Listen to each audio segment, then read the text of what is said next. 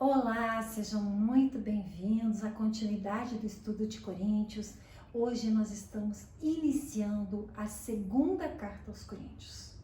Nós já finalizamos a primeira, foram 30 lições, todas disponíveis aqui no canal da igreja. Vamos orar primeiro então? Senhor Deus, te agradecemos pela tua palavra, Senhor, e que você venha nos revelar neste estudo da segunda carta aos Coríntios, revelar aquilo que você tem para cada um de nós, venha trabalhar em nós, Senhor, que nós possamos aprender mais de Ti, Pai.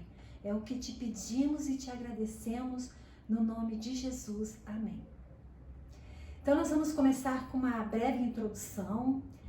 A carta foi escrita por Paulo, como todos devem saber, quando ele estava na Macedônia, por volta dos anos 55, 56 depois de Cristo, e foi aproximadamente um ano após a primeira carta aos Coríntios. Então, depois da Macedônia, depois que ele escreveu da Macedônia, ele foi visitar os Coríntios e passou lá um inverno, possivelmente no final de 56, 57 depois de Cristo. E esta segunda carta aos Coríntios, na verdade, já é a quarta. Porque a primeira carta aos Coríntios é citada em 1 Coríntios 5, mas ela foi extraviada. A segunda carta aos Coríntios é a primeira carta aos Coríntios. A terceira, que também está citada em 2 Coríntios 2, ela também sumiu, né? E a quarta, que nós vamos iniciar agora, na verdade, é o que a gente chama de segunda carta aos Coríntios. E a carta aos Coríntios é a mais pessoal de todas as cartas de Paulo. Ela está repleta de emoções, ela mostra as lutas, os problemas, as aflições, as dores, as prisões, até o espinho na carne. É nessa carta que Paulo fala, né? Ele fala também da experiência que ele teve no arrebatamento e uma visão do céu. E ela relata o sofrimento. Ela fala muito de sofrimento. Quem gosta de sofrimento? A gente não gosta. Mas Paulo, ele pôde falar porque ele passou. Ele passou por prisões, chicotadas, quase morte, foram tantas lutas, então ele pode falar, né? E ele relata o sofrimento, mas ele também relata o poder do Espírito, tanto no ministério dele, né, como na mensagem que ele deixa aqui. Então a gente vê assim, tem o sofrimento, mas tem a recompensa, tem o cuidado de Deus. Esta segunda carta aos Coríntios, ela fala muito de consolo. Ela começa e termina falando de consolo. O verbo consolar aparece 18 vezes e o substantivo consolação 11 vezes. Então a gente vê o quão importante, né? Ela fala do sofrimento, fala da tribulação, mas fala do consolo. Porque Deus, ele não dá uma coisa sozinha, ele já dá o remédio, né? Então a gente vê que assim, Deus, ele é aquele que transforma o sofrimento em júbilo, a fraqueza em força, a derrota em triunfo. Então, às vezes, quando parece o fim, aí é um recomeço, né? E nesta carta, por exemplo, a gente vai ver aqueles versículos que super conhecidos, né? A minha graça é o que basta para você, porque o poder se aperfeiçoa na fraqueza. E outro que também tem nesta carta é porque quando sou fraco, então é que sou forte. Então a gente vê, é na fraqueza, é na tribulação que Deus vai trabalhando, que Deus vai fortalecendo. E o exemplo de Paulo é um dos maiores exemplos para a gente. Então vamos ler hoje dos versos 1 ao 11. Paulo, apóstolo de Cristo Jesus, pela vontade de Deus, e o irmão Timóteo, a igreja de Deus que está em Corinto e a todos os santos em toda a Caia. Que a graça e a paz de Deus, nosso Pai, e do Senhor Jesus Cristo estejam com vocês. Bendito seja o Deus e Pai de nosso Senhor Jesus Cristo, o Pai de misericórdias e Deus de toda consolação. É Ele que nos consola em toda a nossa tribulação, para que, pela consolação que nós mesmos recebemos de Deus, possamos consolar os que estiverem em qualquer espécie de tribulação. Porque assim como transbordam sobre nós os sofrimentos de Cristo, assim também por meio de Cristo transborda o nosso consolo. Se somos atribulados, é para o consolo e a salvação de vocês. Se somos consolados, também é para o consolo de vocês. Esse consolo se torna eficaz na medida em que vocês suportam com paciência os mesmos sofrimentos que nós também suportamos. A nossa esperança em relação a vocês é sólida, sabendo que, assim como vocês são participantes dos sofrimentos, assim também são participantes da consolação. Porque não queremos, irmãos, que vocês fiquem sem saber que tipo de tribulação nos sobreveio na província da Ásia. Foi algo acima das nossas forças, a ponto de perdermos a esperança até da própria vida. De fato, tivemos em nós mesmos a sentença de morte, para que não confiássemos em nós mesmos, e sim no Deus que ressuscita os mortos, o qual nos livrou e ainda livrará de tão grande morte. Nele temos esperado que ainda continuará a nos livrar, enquanto vocês nos ajudam em orações a nosso favor, para que, por muitos, sejam dadas graças a Deus a nosso respeito, pelo benefício que nos foi concedido por meio da súplica de muitos. Então Paulo começa falando: Paulo, apóstolo de Cristo pela vontade de Deus. Ali ele se apresenta como um representante de Cristo e convicto que quem o chamou foi Deus. Que não foi um chamado, uma indicação de homens, mas foi o próprio Deus, né? E Paulo se dirigiu à igreja de Deus. Ele falou, a igreja de Deus que está em Corinto, né? Mas é toda a igreja do Senhor Jesus Cristo. E toda a igreja, inclusive nos dias de hoje. E ele fala, ele tem uma saudação bem típica, né? Que a graça e a paz de Deus, nosso Pai, e do Senhor Jesus Cristo estejam com vocês. Ali Paulo roga a bênção sobre toda a igreja.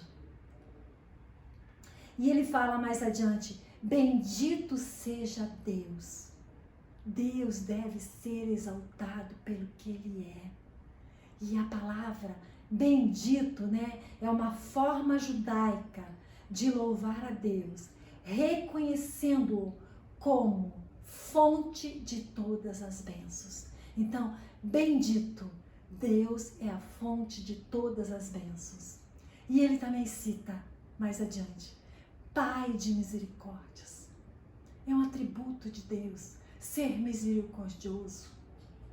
É não dar o castigo que merecemos, mas é tudo pela graça, graça imerecida. E a gente sabe que as misericórdias de Deus é a causa de não sermos consumidos. E elas se renovam a cada manhã. E depois fala Deus de toda consolação. Então, consolação vem da palavra paráclesis, né? Que significa conforto, encorajamento. E também a gente sabe que o maior consolador, né, é o Espírito Santo. Que Jesus, ele prometeu, né, o Consolador. Ele falou assim, e eu pedirei ao Pai que lhes dará outro Consolador, a fim de que esteja com vocês para sempre. Então esse Consolador, que é a presença do Espírito Santo de Deus em nós, ele está conosco para todo sempre. E consolar também significa colocar-se ao lado de alguém para socorrê-lo, para encorajá-lo. Enquanto essa pessoa estiver suportando pesadas provas, estiver com uma carga acima da capacidade às vezes, estiver num momento de sofrimento, de muita dor, então colocar-se ao lado dessa pessoa. É isso também que Deus espera de nós, que nós nos coloquemos ao lado dessas pessoas que precisam de nós. E o consolo verdadeiro e profundo só em Deus. Às vezes até a gente tenta consolar alguém, mas às vezes aquilo não tem uma profundidade. Ajuda no momento, às vezes ajuda bastante, né? Mas Deus é uma coisa muito mais profunda, é lá dentro. É um consolo que transforma, que muda, que fortalece. Então, o consolo verdadeiro, o melhor consolo é em Deus. E fala que Ele é o Deus de toda consolação. Então, para cada tipo de dor, há um tipo de remédio da parte de Deus. Não há sofrimento, não há dor que Ele não conheça. Ele nos conhece e sabe tudo que nós estamos passando, né? Então, Ele é o Deus de toda consolação. E também ali fala assim, e Ele que nos consola em toda a nossa tribulação. Então, Ele é o Deus de toda consolação e nos consola de toda tribulação. Então, a gente vê, não são algumas, é toda. Claro que tem a forma dele, né? Tribulação, essa palavra vem da palavra grega slipsis, é pressão física real sobre o homem. São males pelos quais a pessoa é pressionada, é uma superpressão, é uma carga excessiva às vezes até, né?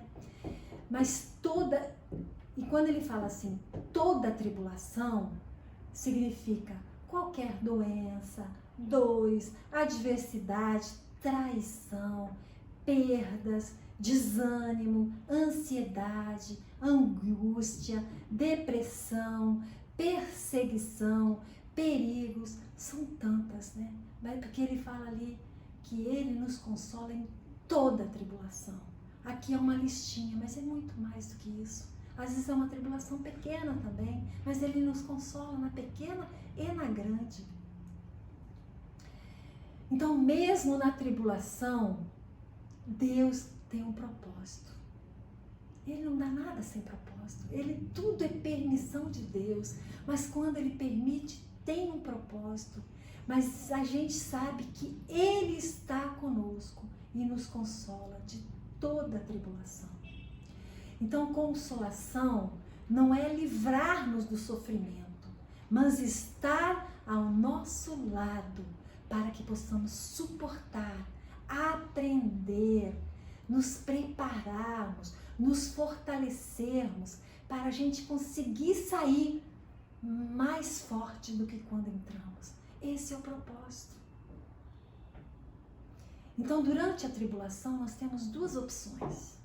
Primeira é a gente aprender com aquilo que Deus quer nos mostrar ou nos fortalecer. Porque se tem um propósito, a gente sabe que é para aprender, para nos fortalecer e também para experimentarmos o consolo de Deus. Este é o maior propósito que está escrito ali, para a gente experimentar a bondade, o consolo, o cuidado de Deus, né? E a outra opção é a gente ficar murmurando, reclamando. E será que adiantaria? Geralmente, quando a gente tem algum problema e a gente começa a murmurar, reclamar, parece que aquele problema fica mais vivo. Parece que ele é potencializado. Então, quando a gente entrega a Deus, né, é muito mais fácil. E na Bíblia a gente tem vários exemplos, né? O próprio Cristo, né? Ele passou por muitas dores, humilhação, né? Mas ele não murmurou, ele não reclamou, porque era o propósito dele, até a morte de cruz, mas o propósito era a nossa salvação, né? Tem o exemplo de Jó, né? Imagine se Jó não tivesse passado por tudo aquilo, ele não reclamou, mesmo dizendo assim, amaldiçoa seu Deus. Não, ele sabia que Deus estava com ele e ele suportou. E hoje nós temos a riqueza do livro dele escrita, a gente saber que Deus está no lado e lá no final é a vitória, né? José passou por prisões, humilhações, injúrias, tantas coisas, né? Mas sempre falava assim, o Senhor está com ele. Então, ele continuava dando bom testemunho, ele continuava firme com o Senhor. E depois Deus o exaltou, Deus o livrou e com certeza Deus o consolou o tempo inteiro, né? E o Paulo nem se fala, quanta coisa. Mas as de Paulo a gente vai aprender muito mais ainda agora nesta carta. E no verso 4, é ele que nos consola em toda a nossa tribulação. Para quê? Para um propósito. Ali ele fala, para quê? Pela consolação que nós mesmos recebemos de Deus, possamos consolar os que estiverem em qualquer espécie de tribulação. Então, o para quê é qual o propósito? Às vezes, quando a gente estiver na situação, Senhor, qual o propósito? O que você quer me mostrar? Né? Tem um para quê, não é à toa, né? E é para que possamos experimentar o consolo direto, pessoal, o tratamento de Deus dentro de nós. É para que a gente possa experimentar, para que possamos, mediante essa experiência do consolo de Deus, estarmos aptos e capacitados para ministrar o consolo aos outros que estão ao nosso redor. Então a gente recebe de Deus, a gente se fortalece e depois a gente compartilha com aqueles que precisam. Então é ser consolado para ser o consolador. É receber de Deus para entregar, para dar o testemunho, para dizer assim, se eu passei com Deus, você também consegue. Então Deus trabalha em nós primeiro, para depois trabalhar através de nós. E uma tribulação suportada, ela gera experiência. E essa experiência nos capacita a sermos instrumentos e encorajadores para os outros. E no verso 5, né? Porque assim como transbordam em nós os sofrimentos de Cristo, assim também por meio de Cristo transbordam o nosso consolo. Esse sofrimento de Cristo que fala aí, não é o que Cristo sofreu por nós na cruz, né? Que foram só Ele, que isso aí pertenceu a Ele, essa morte de cruz com este propósito foi só Jesus e foi foi concluído ali, né? Mas esse sofrimento de Cristo é o sofrimento que foi de Paulo, o sofrimento dos cristãos, o sofrimento nosso hoje por causa da obra de Cristo. É nessa referência, né? É o sofrimento por causa da obra de Cristo. E quando sofremos por amor a Cristo, Ele sofre junto, em nós e por nós. Então, mesmo que a gente esteja sofrendo por causa de Cristo, Ele está conosco, Ele sofre junto, né? E se alguém persegue a igreja de Cristo, persegue o próprio Cristo, como a gente vê lá quando Cristo foi ter um encontro com Paulo, né? Que ele chamou, aí Paulo caiu em terra e ouviu uma voz que lhe dizia: Saulo, Saulo, por que você me persegue? Então Cristo, Ele toma essas nossas dores, as dores da igreja dele, para Ele. Ele está conosco, Ele batalha conosco. Então nós não estamos sós. E ali fala que transborda também de consolo, né? Então o cristão pode até passar por sofrimento, né? Por causa de Cristo. Mas Ele providencia um consolo transbordante, né? É um transbordar para a gente compartilhar, né? Se está transbordando, podemos compartilhar. porque com certeza vai abençoar outras pessoas. Depois no verso 6, se somos atribulados, é para, novamente um propósito aqui. Se somos atribulados, qual o propósito, né? É para o consolo e a salvação de vocês. Se somos consolados, é também para o consolo de vocês.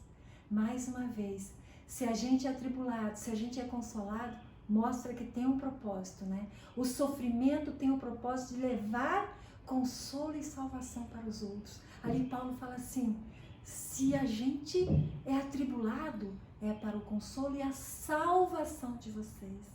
Então vale a pena, né? Mas o consolo também, a gente recebe para passar. O nosso consolo recebido de Deus é a fonte de consolação para os outros. E mais adiante ele fala, esse consolo se torna eficaz na medida em que vocês suportam com paciência os mesmos sofrimentos que nós também suportamos. Então aqui ele vê assim, para o consolo ser mais eficaz, a gente deve suportar a tribulação, o sofrimento com paciência, né? E sempre sabendo que Ele está conosco, não é murmurando, porque a murmuração não vai resolver, é uma entrega ao Senhor. Às vezes é difícil de entregar certas coisas ao Senhor. Às vezes a gente fala assim, Jesus, entra no meu barco, me diz para onde eu quero ir, eu devo ir. Mas às vezes a gente não quer entregar a direção da nossa vida total, ou do nosso problema. Às vezes a gente quer continuar lá dirigindo e só quer que Ele instrua. Mas tem momento que tem que ser uma entrega, né? E em relação a suportar com paciência a tribulação, né? Tem uma ministração da pastora Patti, a pastora aqui da igreja, né? Do dia 25 de abril, que ela fala sobre vencendo o desânimo, né? Vale a pena, e lá fala da receita da gente vencer o desânimo. E fala também de sermos pacientes na tribulação. Se você ainda não assistiu, aproveite para assistir, que está aqui no canal. E se já assistiu, vale a pena assistir de novo, que é uma ministração que nos fortalece bastante, porque a Bíblia, ela tem a receita para tudo. E ela tem a receita para vencer o desânimo, ela tem a receita para a gente ser paciente na tribulação, ela tem a receita para tudo. E no verso 7, né, a nossa esperança em relação a vocês é sólida, sabendo que, assim como vocês são participantes do sofrimento, assim também serão participantes da consolação. Então é uma promessa aqui do Senhor, é a esperança que nós devemos ter. Se tem sofrimento, tem consolação no Senhor. Verso 8. Porque não queremos, irmãos, que vocês fiquem sem saber que tipo de tribulação nos sobreveio na província da Ásia. Foi algo acima das nossas forças, a ponto de perdermos a esperança até da própria vida. A Bíblia não relata qual foi essa tribulação que sobreveio ali na província da Ásia, que hoje seria a Turquia, né? A Bíblia não relata qual foi, mas fala que ela foi acima da capacidade, e ela fala também que chegou de uma maneira, ocorreu de uma maneira inesperada, que fala assim, sobreveio, de repente, não estava esperando, né? E foi acima das forças, significa o quê? Insuportável, mais do que podia suportar, era uma sobrecarga, maior que a capacidade de suportar. Seria como se fosse assim, você constrói um prédio, coloca uma estrutura para ele suportar 5 andares, e aí vai lá e constrói mais, né? Aí o prédio pode ruir. Então, é assim, é uma sobrecarga que Paulo está falando assim, acima das forças. E aí ele fala assim, a ponto de perdermos a esperança até da própria vida. De fato, tivemos em nós mesmos a sentença de morte. Então ele foi assim, olhando para as circunstâncias, ele disse assim, já era, acabou, não tem mais jeito, né? Até da vida eles se desesperaram. E a sentença de morte, a sentença é quando o juiz dá aquela martelada final. Você não tem mais o que fazer. A sentença foi dada. Então ele fala assim, nós mesmos perceberam isso. Tivemos em nós mesmos, né? Mas não é a palavra final de Deus. Às vezes a gente olha assim, tudo acabou, né? Mas Deus tem mais. Então aí a sentença de morte, novamente o propósito. Para quê? Para que não confiássemos em nós mesmos. Às vezes Deus permite uma sobrecarga, ou até que cheguemos no limite, ou até além do nosso limite, onde se esgota a nossa capacidade, as nossas forças, os nossos recursos, onde os nossos olhos humanos a gente não vê saída, né? Para que a gente não confie mais em nós, mas, né, que a nossa confiança esteja em Deus. Aí ele fala assim, e sim no Deus que ressuscita os mortos. Então a nossa confiança tem que ser acima de tudo. A gente tem que buscar o melhor para nós, a gente tem que fazer o nosso melhor, mas a nossa confiança tem que estar em Deus. E muitas vezes a gente sai na frente. Eu falo porque eu meditei muito nesse estudo sobre a minha vida. E eu percebo que eu tenho muito a mudar. Paulo tem muito a me ensinar, está me ensinando ainda, né? Então, porque ele é um Deus que ressuscita mortos. É um Deus que faz milagres. Aí eu lembrei da história de Abraão, né? Citado lá nos Heróis da Fé em Hebreus, né? Então ele foi para entregar Isaac, né? Mas aí falava assim, ele considerou que Deus era poderoso até para ressuscitar. Então ele sabia, eu vou te obedecer, mas eu sei que tem um Deus que é poderoso até para ressuscitar. E aqui Paulo também fala no Deus que ressuscita os mortos. E aí ele fala, o qual nos livrou e ainda livrará de tão grande morte. Nele temos esperado que ainda continuará a nos livrar. Então aqui a gente percebe, 3 vezes Paulo fala em livrar, né? Então primeiro ele está dando testemunho, nos livrou da morte. Depois eu vejo que a confiança, e ainda livrará da morte. E depois ele fala em esperar, esperança, ainda continuará a nos livrar. E ele continua até hoje, porque Deus é o mesmo ontem, hoje e para sempre. Então, ele ainda continua nos livrando. E finalmente o verso 11, né, que Paulo fala ali, quando ele falou nos livrou, né, nos livrará.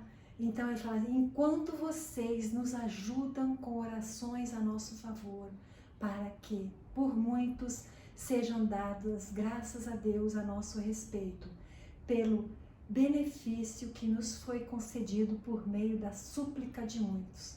Aqui Paulo está reconhecendo o poder da oração, das súplicas de muitos. Ele agradece, ele reconhece. E aqui novamente a gente vê um para quê. Qual o propósito, né? Para que Deus seja glorificado.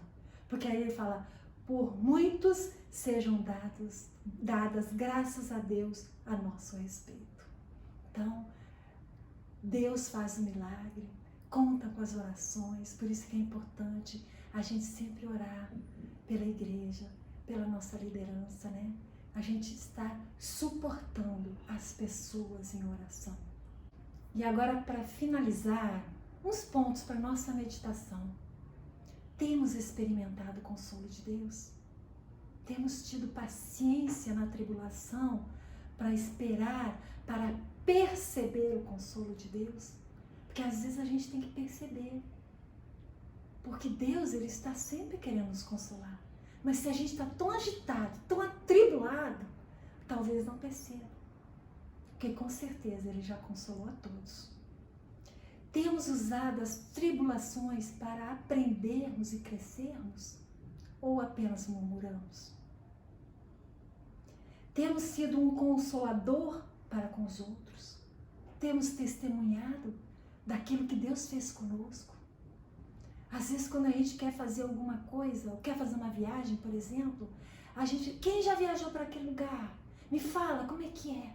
Aí a pessoa conta a experiência.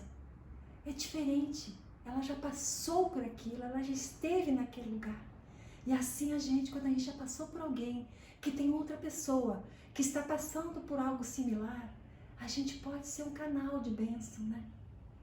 E a nossa esperança está em Deus, que ressuscita os mortos, o Deus que nos livrou, o Deus que ainda livrará e continuará a nos livrar. Vamos colocar todo dia, toda hora, em todos os momentos, a nossa esperança nesse Deus. Então vamos orar. Senhor Deus, muito obrigada por este estudo, obrigada pela tua palavra, obrigada pelo registro que Paulo fez de tantas coisas que nos ensinam tanto, Pai. Senhor, que nós possamos a cada dia mais aprendermos de Ti, que nós possamos, Senhor, ser aqueles consoladores, Pai, que nós aprendamos a receber o Teu consolo, que nós aprendamos a ter paciência, que nós possamos, Pai, ser aqueles que levam o encorajamento àqueles que precisam, Pai. Senhor, continue falando conosco, nos ensinando, Pai, neste estudo da segunda carta aos Coríntios, Pai. É o que te pedimos, Pai, te agradecemos, no nome de Jesus. Amém.